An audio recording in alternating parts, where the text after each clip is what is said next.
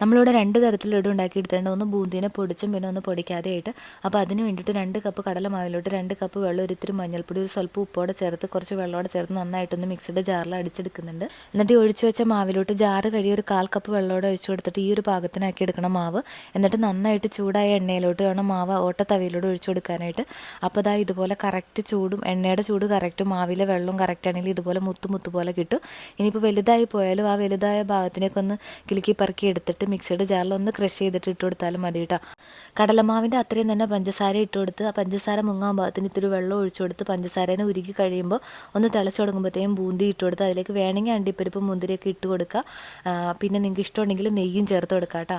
അപ്പോൾ അത് കഴിഞ്ഞൊന്ന് ആ പഞ്ചസാര പാനി മൊത്തം ബൂന്തി കുടിച്ച് വരുമ്പോഴത്തേക്കും നമുക്ക് തീയൊക്കെ ഓഫ് ചെയ്ത് മീഡിയം ചൂടായി കഴിയുമ്പോഴത്തേക്കും നമുക്ക് ജസ്റ്റ് ഒന്ന് ഉരുട്ടിയെടുത്ത് പിന്നീടൊന്ന് ഷേപ്പാക്കി എടുത്താൽ മതി. പിന്നെ പൊടിച്ച ബൂന്തിനെ ഞാൻ അതേപോലെ തന്നെ പാനി ഉണ്ടാക്കിയിട്ടാണ് സെറ്റാക്കി എടുത്തത്. പിന്നെ അതിൻ്റെ കൂട്ടത്തിൽ ഒരു ഭംഗിക്ക് വേണ്ടി വെള്ള എള്ളും കൂടെ ചേർത്ത് കൊടുത്തിട്ടുണ്ട്.